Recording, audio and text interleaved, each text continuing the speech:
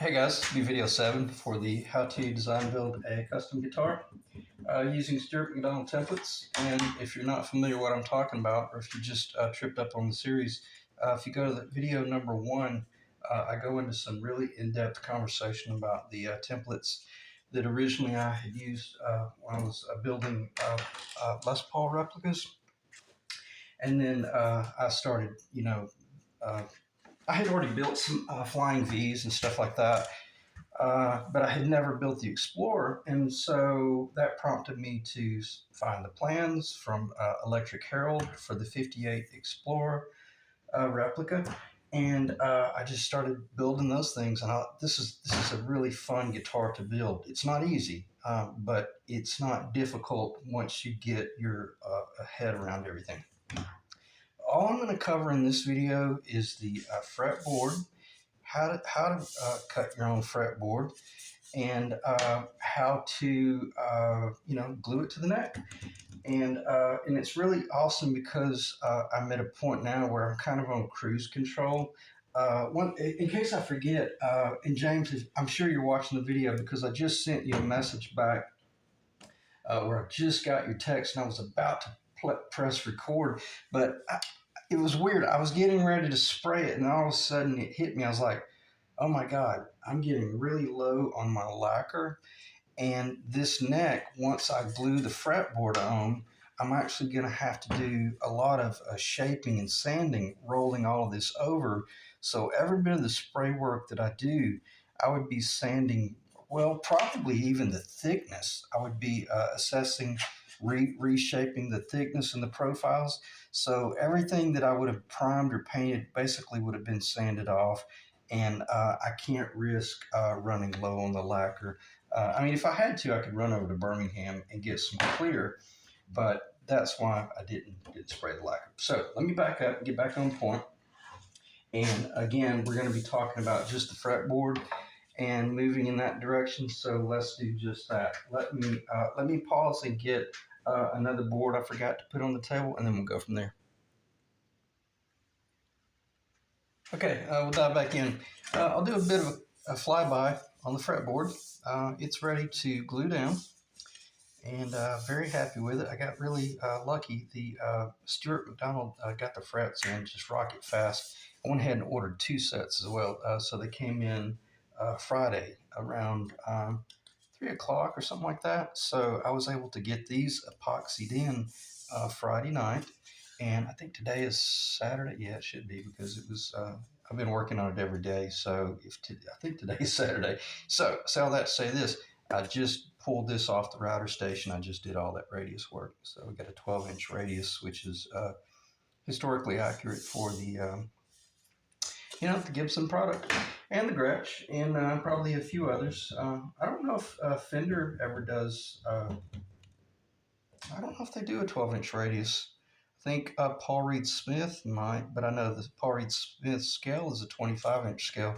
So, and that's not a digression, because when you start considering building, some sort of manufactured replica, man, there's a lot of variations. So be really careful. Don't just, think that you could put this fretboard on any guitar, because that's a 25.5-inch scale. And this is a 24 3/4-inch scale. And this is off a 1980 Gibson Les Paul Custom that I restored about 2.5, 3 years ago. That's probably closer to 3 years ago. That was the very first video series I ever did, and that was the one where I really learned about the importance of working with the epoxy and how forgiving it was.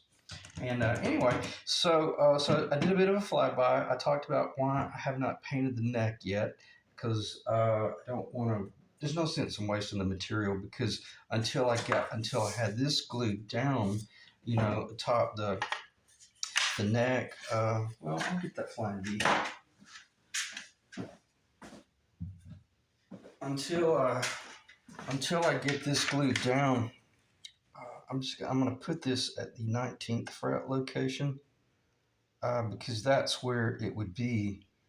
And this will clarify what I was just talking about the difference of the scales.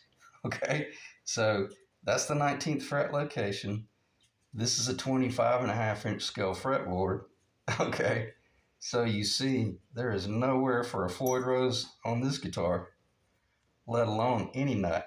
So the critical importance of understanding what it is you're doing and just how important it is to engineer everything properly. So on that guitar that's on the table, the replica that we're building, it's going to land something like that right there. This is a great sample.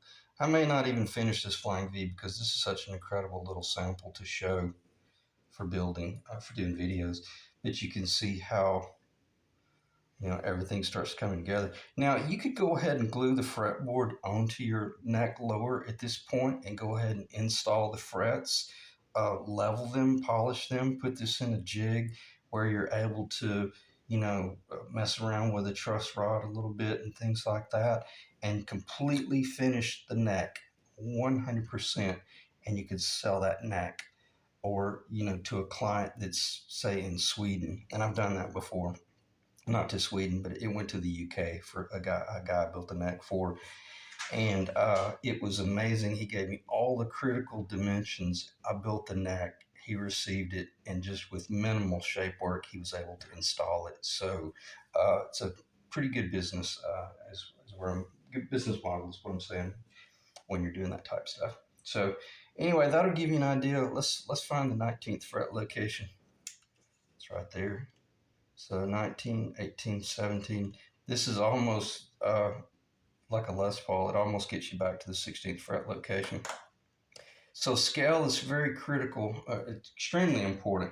It's not that it's kind of important. It is important. It's either make or break.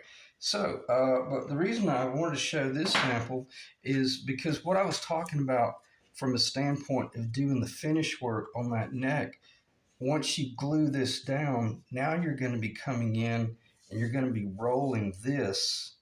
If that's the type of neck you're building, you're going to be rolling this even to the point where you actually start coming back in just a little, not a lot.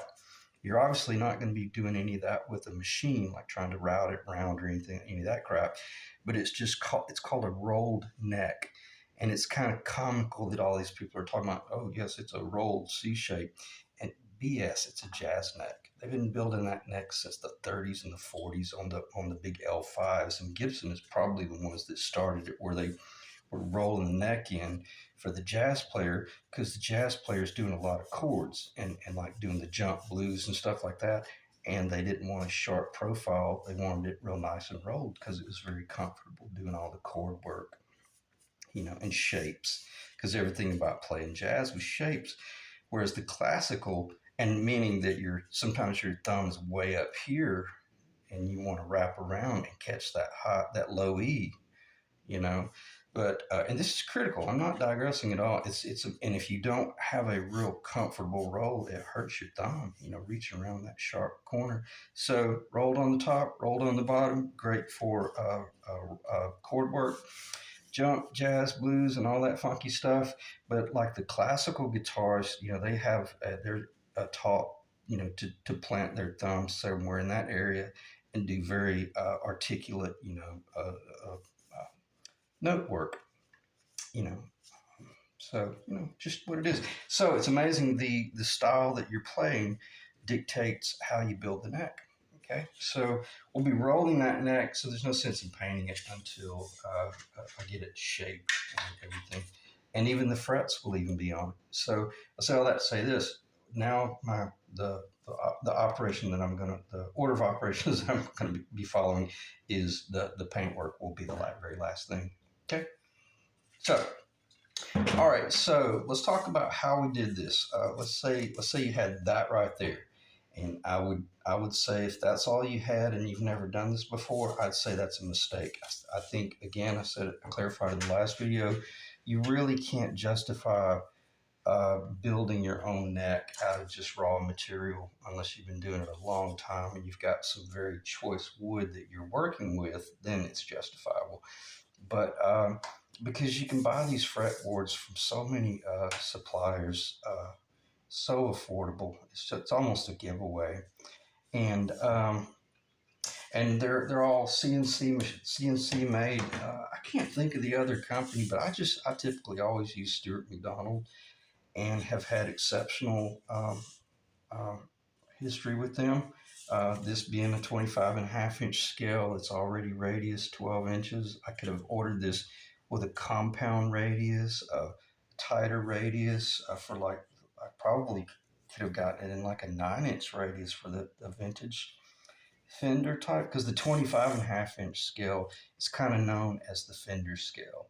The 24 and 3/4 inch scale is kind of known as the Gibson slash Gretsch scale. And then Paul Reed Smith, as I mentioned earlier, he uses a 25-inch scale. And on a side note, excuse me, a little trivia, that's identical to a Dobro scale. And so it's really interesting. And I built a little penguin replica, mid 50s penguin Gretsch replica, and I used the 25-inch scale with a 12-inch radius. I love it. It's my favorite guitar. It's an incredible scale. So if you're contemplating building something, definitely go with the 25-inch scale. Or throw you a curveball here. Let's say you screwed something up and you built your neck a little bit too long and you're panicking because you're trying to figure out how to get this little skinny. Um, and I'm actually having flashbacks because I've done this before where I screwed up. I don't know how I did it and never could figure it out, but this is 15, this is not 15, more like 20, 25 years ago. I screwed the neck up once. I got the thing too long. And sure enough, I ended up using, I can't remember, it wasn't the penguin, but it was, I was in a situation where I was forced to go with a little bit longer scale, and it worked. And otherwise, if I had gone with the shorter scale, I was just going to end up with a draft neck up there. So if you make a mistake on roughing out your lower, and there's just no way around it, you got to work from that point right there, and you've got about a quarter of an inch or something that you're trying to make up, we'll go with a little bit longer scale. But as I showed you earlier, you can't jump from a 24, and 3/4 inch scale up to 25 and a half. It'll be too extreme. So anyway, that might have been a little bit of a digression, but it's probably some good information. So let's talk about this. So you got as I getting myself back on point, hopefully you ordered it and it was radius, but if it wasn't, I ordered this. It's non-radius. The guy's up in Maine. He does all the CNC cutting, but it is S4S, so it's a flat surface. And then I run my 12-inch radius bit, like I talked about in the last video. Temporarily glue it to after I do the fretwork, and after I do the you know, basically I got it temporarily glued to that right there, and I've already covered this, but I basically start out right here and run the bottom, and then I just start raising the bit up slowly, and I never allow the bearing to go really beyond, like, the very bottom edge of the bearing is always pretty much right in the center. If you ran up too high like this, well, you better make certain that when you flip it over, that you don't keep it up high, because you'll end up with a step. You'll lose your fretboard. So I say all that to say this: make certain that you do not route any of the middle out, and that will require that the top of your bearing is kind of kissing very close to the middle. Just think through that. Just know that you can't route it 100%. You'll have just a little bit of a flat left, but it doesn't matter because you're going to be sanding all that off anyway with your radius work. But before you went to that jig, you installed your all of your mother of pearl, and I actually made a little sample. I'm going to show you exactly how to do that. But this little jig right here, all this is just an alignment jig. Yeah, here it is. I got two marks up here that are perfectly off the center, and that is the width of the fretboard. And all I do is just temporarily glue that to that right there. And then that guarantees that I've got something once I lay it up on my drill press. And if I wanted to, I could put a fence back there, but I don't use a fence. I don't trust the fence because in the event you got this off just a 30 second, what'll happen is if you start down here, by the time you get by the and you think that you can just put it up against the fence and just drill all these in 10 minutes, well, you'll end up going off to one side. So it's very unlikely if you're doing this cowboy work that this fretboard is going to be precision perfect, or even that your sample is. All that is something to lay up on the drill press and have something to kind of hold on to. I do not clamp it. I run the Forstner bit at about 1400 RPMs, give or take. Don't go too fast, but certainly do not go slow. If your drill press will not go that fast, well, most all, even the cheap, little small cheap drill presses will go that fast. But this is where it really gets critical. After you do your layout line down the middle, with your mechanical pencil, you want to come in, and obviously you're going to find the center. So you've got your center line drawn. Then simply, let's say we're going to put one right there. Rather than measuring it and saying, okay, it's 1 3/8 and divide that by 2, and then run the risk of making a mistake, I just put one of the numbers in the middle of let's say we were going to put a Mother Pro right there. I put one of the numbers in the middle. Let me just do it. And then I just start looking at the marks on the scale, and I ask myself, where is it supposed to be?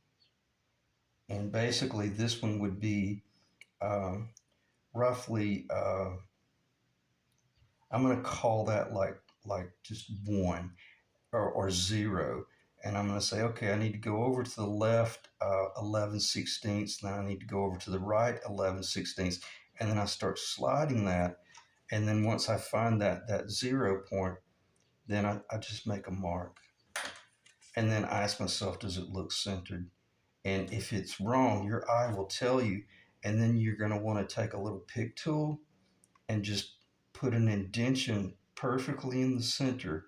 And if you miss it, well, then don't press it down. So make certain that when you're looking at it on an angle before you start pressing down, but don't go too deep, because once you put that little indentation in there, and this is up on the drill press, this is chucked up in the drill press.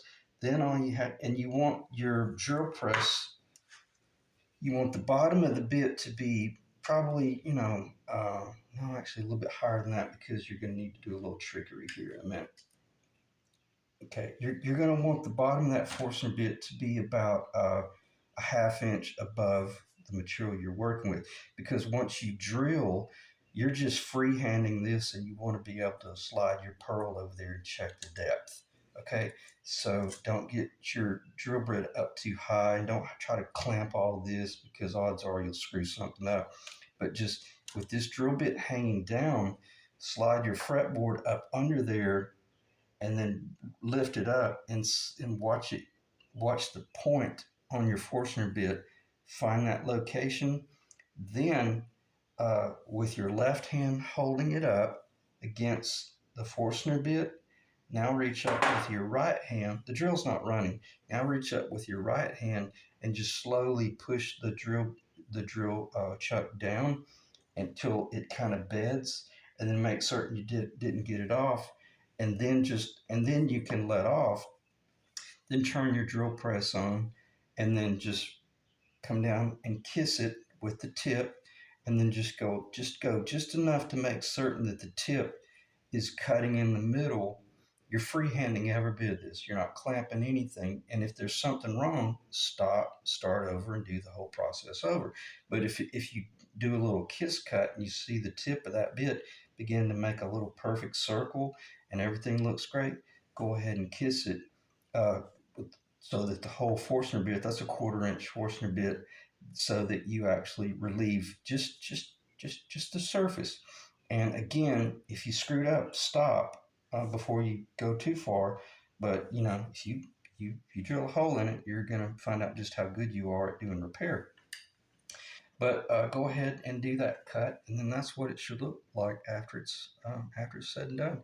There'll be the little point in the middle, and you're only going down just enough to actually get the mother of pearl in there. And I can confidently brag and say that I can hit them 100% every time and never miss it. And you want the mother of pearl to just be perfectly, perfectly flush. Don't be tempted to go down a little bit lower and then think that I'll just fill it in with some epoxy, because what will happen is the weight of the pearl will actually, like quicksand, it'll bury down in the epoxy if you went too deep. If you go too deep, make certain that you fill that hole with some baking soda and a little bit of jet glue, which is actually called CA glue. I used to buy this from a model shop when I was young, and the guy built model RC jets, and all of his glue was called jet glue. So I got accustomed to calling it jet glue because it's fast, but for the most part, that's sometimes you'll hear me call it jet glue, but it's actually CA glue. And I keep the mother of pearl on a piece of tape so that as I'm blowing off the dust, I don't blow that pearl off on the floor to lose it, because if it falls down on the floor, it's easy to look down and see it attached to that piece of tape. But you want to leave half of the mother of pearl exposed so you can assess your drill work. Okay.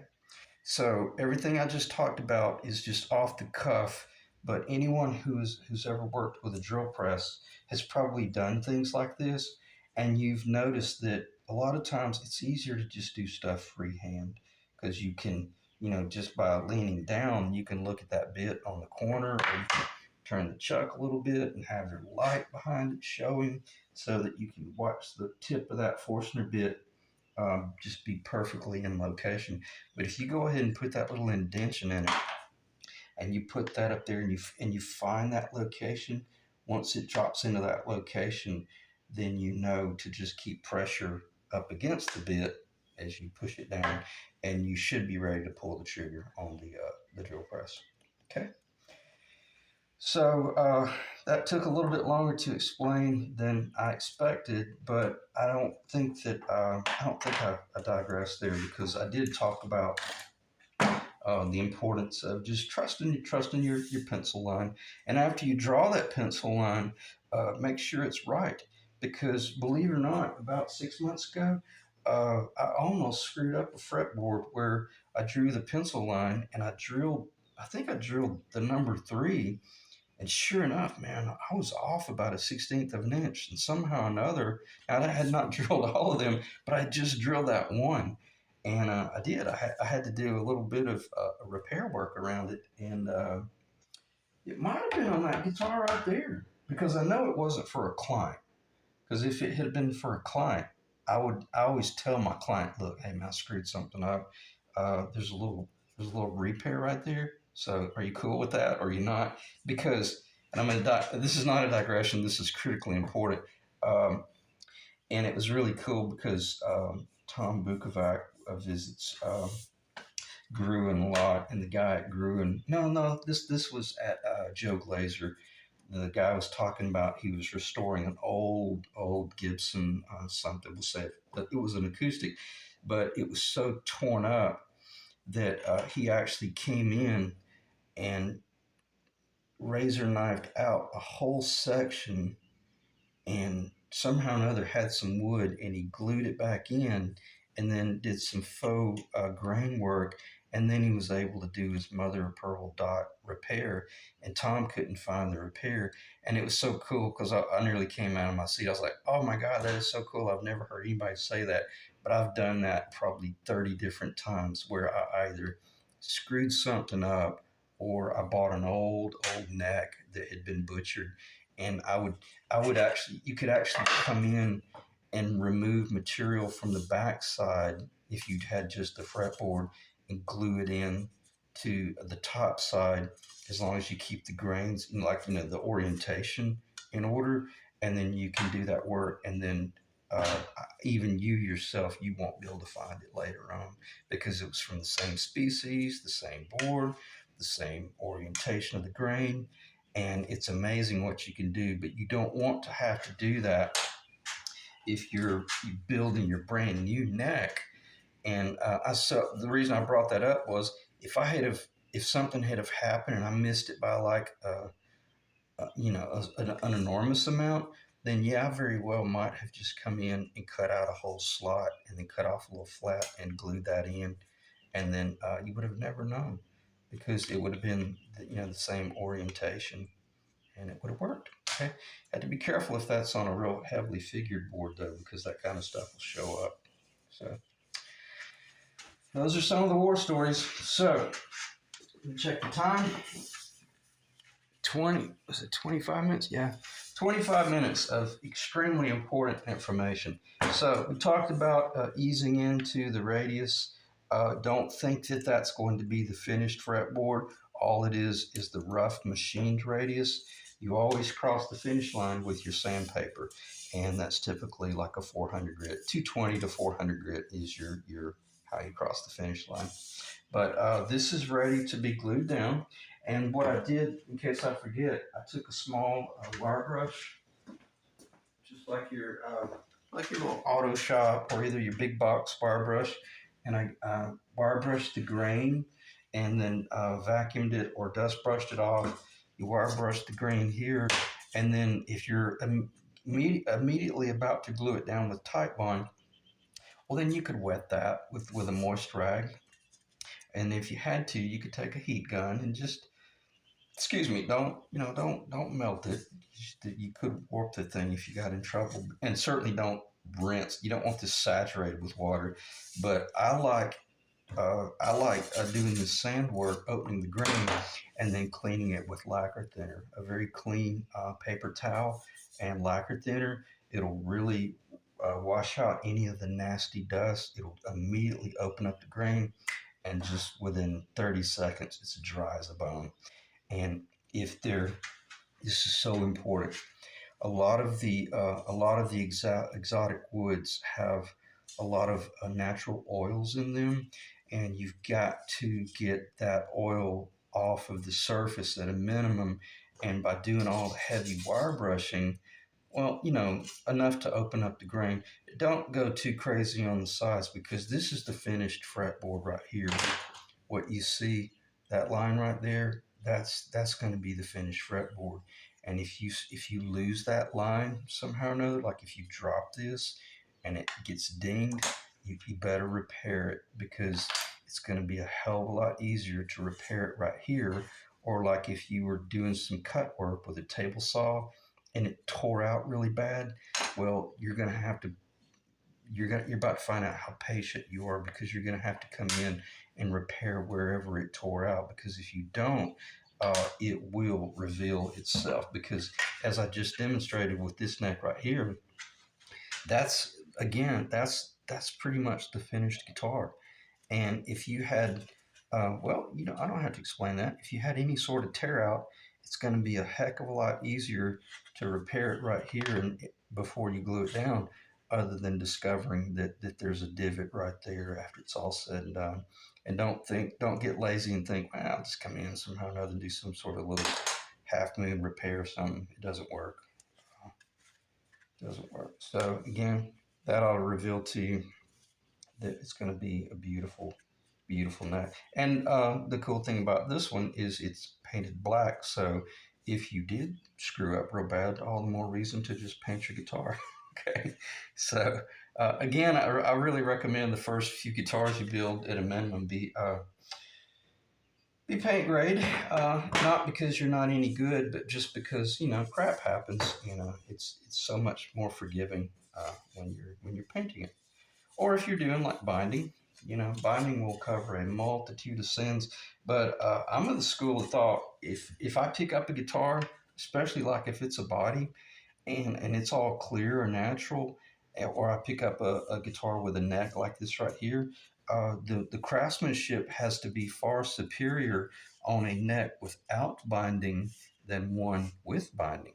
Because a lot of times that binding is, well, it really was intended for it to beautify the guitar, but it allows them to kind of rock it through, and if they had some screwed up points, it'll all be covered with the binding. Okay, so 19th fret is where we're going to be going. Is that right? Oh. 19, 20, 21, 22. Yeah, that's going to be the location right there. And one thing you might want to do if you want to make your job easier is find that 19th fret location.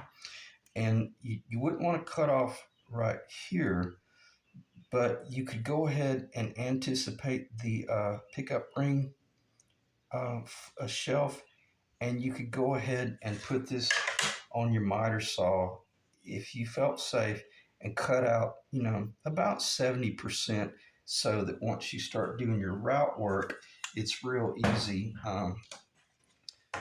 to finish out that hole.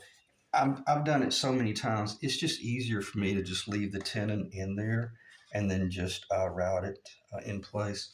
But I say all that to say this: this fretboard. Let me just put it in place. Otherwise, I'll make a fool out of myself.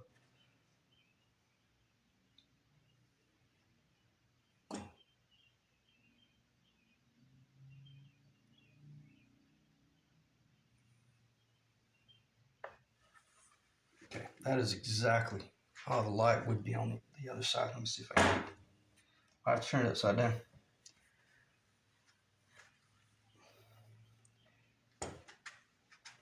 Okay, that is exactly where the fret slipped a little bit. It is now. Sorry about that.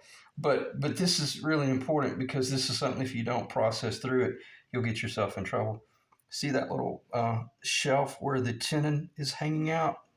Uh, After this fretboard gets glued down, then you'll come in with a flush cut saw and you'll take that little shelf that's sticking out and you'll flush it up with the top of the body, and then that's where the pickup ring will have something to rest on, as the pickup ring pretty much carries it all the way up against the fretboard, or almost.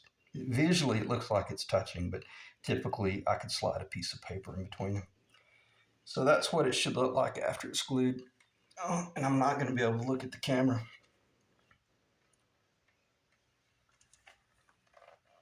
But you can see how perfectly accurate my widths are.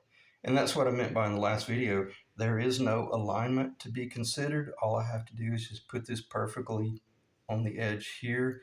And if I get it on the edge here, it's on the edge on the other side. So this will be a breeze to glue down. And a lot of times you can come in, yeah, I want to share this because I do this from time to time, but I'm beginning to realize it's not really all that important, because when you put this glue down, it's going to be fairly thin. If you're working with a tight bond, you better be prepared to work very promptly. Don't get in a hurry and don't screw up and don't rush things, and don't get this glue too thin, but put just enough glue on there to keep it wet, and then put just enough glue on there. You do need to glue both surfaces. But when I put the glue on one surface, I'll put it on with like a cardboard cutout from like these mailers where they try to sell you something, and they're like little credit cards, but they're made out of real thick paper. And they even have little serrated edges. I'll use that to put the glue on. But once you put this down and it's the tight blind, do not remove it, because it'll immediately, the air will hit it. And then when you try to go back to it, it'll tack, and there will be a gasket in between your fretboard and your lower. So this is all the more reason I think it's safer to work with epoxy, because epoxy really gives you plenty of time to do the job, but a very thin coat of epoxy. But the only drawback to the epoxy is it'll be slipping for 45 minutes, and if you're not really on top of the job, you'll come back 2 hours later and it will have moved an eighth of an inch or something. So the reason I started talking about that was a lot of guys will come up here, they'll drill a 16th inch hole here and roughly a 16th inch hole right there, and then they'll to put a little nail or some sort of little alignment pin. They'll put this up on the neck, dry, get it in perfect location, clamp it with like some quick grips or anything that will hold it in place, and then take the hammer and tap those nail pin locations. And you'll create a little hole in the lower, and then you'll remove the fretboard. And sometimes they'll actually, you can actually see it in this one right here. That was an alignment pin. And whatever it was, it might have actually been under a mother of pearl. Let's see if we can find a little trickery. See, that's the 16th fret location. Not really. It was actually it was kind of right in the middle. It seems like that alignment pin would have been directly under that mother of pearl so that they could have just drilled a massive hole right through. And it may be, I may be off a little bit, but if it is, it's right in the corner. I would say it probably should have been, right here. Okay. So if you're doing a lot of pearl work, or maybe it was directly under that fret. I don't know. It doesn't matter. But you see my reasoning about, yeah, it probably was directly under that fret in that location right there. And then once they put these big wide frets in there, it covered any hole that was there. Okay. So alignment pins will help you align your fretboard so that it makes it real easy to put your glue on and then simply put it down wet. But here, okay, this is the reason I wanted to talk about not doing the pins. If you do not do the pins, I personally think it's much better. Or if you wanted to do the pins but leave them out, and trust me, this is some really important information. I'm not just rambling here. Once you got your glue down, your glue here, this is a one-step operation, but once you put it on, you're going to want to slide it and slide it and slide it until you feel it begin to start dragging. And as you're sliding it right here, you're wiping all this excess glue off with a very moist, like, washcloth. And then you're just continuing to wipe all that off. I don't like to use paper and towel because you run the risk of a little bit of paper tearing off and getting between the two, and then you'll always have that little racing stripe right there, and it'll be a nightmare. So, but if if you're working this fretboard into place, I don't mean slide it this much, but you're just sliding back and forth enough to get the glue out. And we as woodworkers know when we're about 30 seconds away from that, those two pieces about to tack. And then once you get to that tack point, then maybe go ahead and get it up to your point, and then put your little pins in and have a little set, a nail punch, and drive them in, or whatever works for you. But I like the idea of having them offset enough so that once I'm ready to really finish the job, and let's say I drove my nails in there, my little pins in there, then I want this level atop that very quickly. And I'm going to start in the middle with a C-clamp, because I don't like the quick grips because they have a tendency to pull unless you turn them on a real straight ahead angle. But I like using cabinet clamps or C-clamps because they're like micrometers. And then I'm very quickly, and by having my level in the middle, very middle, and if that alignment nail is very far off to the right there and very far off the left up here, well, it allows me to make certain that my level has room to sit in perfectly down the center of the lower. Okay. The reason I talk about all this stuff, this job I'm not going to do on camera. I'm getting behind, and I really need to get my ass in gear, and get this job finished. So I will be doing that tonight, and this will be glue and drying over the next day. And then come Monday, I will have come down here Sunday night, done some shaping and stuff like that. Then I'll be ready for frets. So I just want you to hear kind of what I'm thinking about doing, so that in the next video, you're going to see pretty much that right there, but without frets in it. And speaking of that, I might actually probably go ahead and have some of the frets started at the top. Just depends on the timing. But in other words, it'll take a good 2 days a good day for it to dry.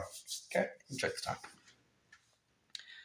39 minutes. Pretty good video. I like to keep them under 45 minutes if possible. It seems to be a little bit more interesting, and it also keeps me on point so that I don't ramble about things that are irrelevant to the actual job on the table. So, speaking of that, what is on the table? We've already talked about that bit. We don't need to talk about that anymore. It's 12-inch. You can get them in various radius. Uh, talked about the Forstner quarter inch for doing your dots. If you're really, you want to dive into that, just all it is, you're just finding the center and all of the centers and working within that bay. And the Les Paul Custom is definitely the easiest to do because you're just doing, the square. But the trapezoidal, I love doing the trapezoid because like the Les Paul trapezoid inlay, they're really beautiful. But and I do every bit of that with an X-Acto knife. I don't have a routing bit. I don't show that guitar. I've already shown it in the last video. But when you're doing the trapezoidal cut, you're literally laying the mother of pearl up there and drawing around it, and then you're actually just coming in with a knife and you're hand cutting all that stuff, and then you're relieving it with a bit of high-speed router bits on your drill press or something like that, and it works really well. But the round quarter-inch mother of pearl is so easy, so much easier to do. And from a player standpoint, this is by far the best design ever. It's easy to install, it looks great, and it just is. It's perfect. Okay, it's weird. It's funny. I looked down, I saw a line, and it spooked me. I thought, oh my God, don't tell me I got this off. But if you see a line right there, going across the bottom third of the mother of pearl, that line is the router line, where the router bit only came up to in other words, it's the very top of the router bit. But I actually looked at it and thought, oh my God, don't tell me I got these off. But I didn't. So if you're seeing a line right there, it's just where the route work is. Okay. They're beautiful. And a lot of this type of stuff, just you can look down it. I'm just sighting down it, and if you had a problem, you're gonna see it, and they're not. They're beautiful, really pretty. Very happy with it. It's gonna be a great guitar. It's gonna sound great. It's gonna play great, and the only thing I didn't talk about, and I'll cover it in the next videos, but we'll talk about neck thicknesses. But to go straight to the finish line, at the first fret, at this point in the job right here, if you are 22 millimeter from the back of the neck to the top of the fretboard, that's going to feel like a Les Paul, or it's going to feel like an Explorer and from the early 60s, late 50s. Because the 59 Les Paul, it had a fairly thin neck. It wasn't thin, but it wasn't fat and chunky. But at the 11th fret, you're going to want it to be, you don't want to be under 25 and a half millimeter right here. That, if anything, that would be your final finished thickness, 25 and a half. This one right now is 26 millimeter. So you can see this one right now is 22 millimeter at the first fret, and 26 millimeter. It's actually just a little bit over 26 millimeter at the 11th. What is that? That's a finished guitar. I could pretty much paint this baby and it would be finished. But as I mentioned, I've got a lot of rolling to do right there. But what does it feel like? It feels like heaven, man. It just feels great. And this one is a little bit thinner. I intentionally made this one about a half a millimeter thicker because James, this guy's like, he's over 6 feet tall. And he's like, I just got normal sized hands. And I told him, I was like, dude, trust me, you're almost a foot taller than I am. So even though I don't have any fat on my hands, I wanted to make certain that at a minimum, I built a normal neck. And what is it? It's basically identical to this right here. And what is this? It's a 1980s Tim Shaw era Gibson Les Paul Custom. And what does it feel like? It feels like heaven, man. It feels great. And every guitar that I've built that is a replica of this product, everyone that has received it's like, Oh my God, man, that neck is heaven. It's right in between my Paul Reed Smith and my favorite Strat or my favorite SG or whatever. So they really knocked it out of the park in the 70s when they started finalizing that shape. And what is that radius? It's it's that bit right there. It's 1 inch. So that's what I meant by if you can pretty much go straight to the finish line, almost not to the finish line, but you can almost go straight to the finish line with a 1 inch radius bit. Okay, so that's a great video series if you really want to see something come back to life. And it's really cool. The guy that I did that for, he nicknamed the guitar Lazarus. So I thought that was pretty cool. So I appreciate you guys dropping in. No sense in talking about anything else because in the next video I'll talk about making certain that the 19th fret is in a certain location, which I did cover that a little bit. But this one will be glued down with tight bond because in the event it did take some sort of catastrophic break, it's easy. You would want to be able to remove the fretboard very easily so that you could then reuse the fretboard. Because a lot of times when a guitar gets broken or damaged, it's from the nut up. And it would be a shame if I had epoxied this fretboard down and maybe it cracked back in here and then was having to, route the fretboard off because I had epoxied it down and then I was not then had to rebuild a completely new fretboard. But if this took a catastrophic break or any of my past guitars, I've always told the guys, look, we don't want to talk about that stuff, but if it happens, it happens. I'm not going to do it for free, but I can assure you, no one's going to do it as affordable as I'll make the repairs, because I have a vested interest in these guitars, even though sometimes I wish I wasn't that way. But but I also know the guys that I'm building guitars for, that's the last thing they want to happen. But it's kind of a cool insurance policy in the back of their mind to know that probably some of the hardest expenses will be the shipping to me and the shipping costs back. Because for the most part, I'll just do it for cost. Uh, and I haven't had to do that yet. So let's talk about was it happy thoughts? Let's have some happy thoughts as we close out the video. So I appreciate you guys dropping in. And if you got any questions, let me know. But for the most part, it'll come together very quickly next week. So appreciate you guys dropping in. See you in the next video.